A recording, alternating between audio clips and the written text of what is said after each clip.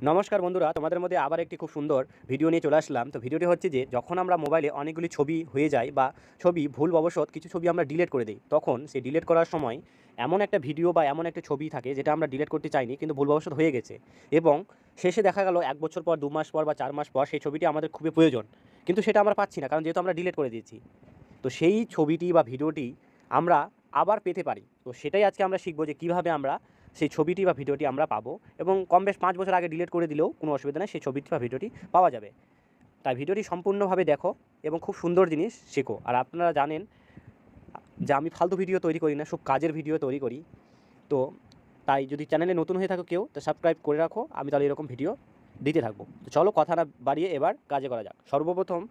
সর্বপ্রথম নিজের smart মোবাইলটিতে play স্টোরে যাও। প্লে স্টোরে যাওয়ার পরে সার্চ বারে গিয়ে লেখো এই জায়গাটায়, এইটুকু জায়গাতে লেখো, সার্চ বারে লেখো এভাবে লেখো ডিলিট ফটো রিকভার। এরকমভাবে একটা পেজ আসবে। পেজ আসার পর এইভাবে যখন অনেকগুলি অ্যাপ আসবে সার্চ করার পর, তখন একটু নিচে আসবে। নিচে আসার পর এই যে দেখো এই অ্যাপটা যেটা মিনিমাম 100 মিলিয়ন ডাউনলোড হয়েছে, সেই অ্যাপটাকে এভাবে টাচ করো। টাচ করার পর এইভাবে ইনস্টল করো।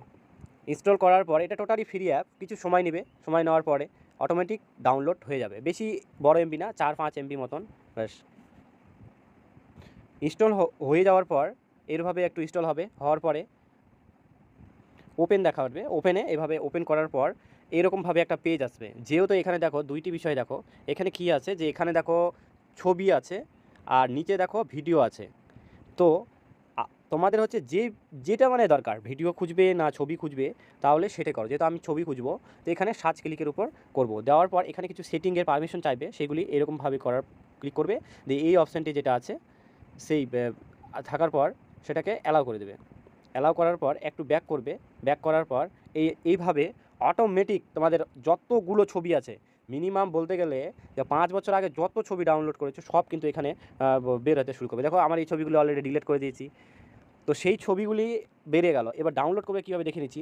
সর্বপ্রথম দেখো যে আমি এই পেপারটায় আজকে এটাকে টাচ করলাম, টাচ করে দেখো এই পেপারটা পেলাম। এটা পাওয়ার পর এখানে দেখো একটা ছোট্ট অংশ আছে, এই যে অংশটা আছে এখানে টাচ করো। টাচ করার পরে এখন দেখো এখানে কী লেখা আছে, save the local file. Save করবে।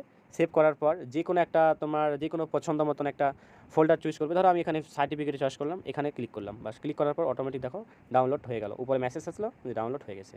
তো খুব সুন্দর এই জিনিসটি, আর এটার মাধ্যমে তোমরা ট্রাই করো। যদি না হয় তো আমাকে তোমরা যা বলতে পারো যে দাদা বা স্যার আপনি কিন্তু ভুল তথ্য দিলেন। আর তোমরা জানোই যে আমি কোনো ভুলভাল ভিডিও নিয়ে চলে আসি না, খুব গুরুত্বপূর্ণ ও লিমিটেড ভিডিও পোস্ট করি।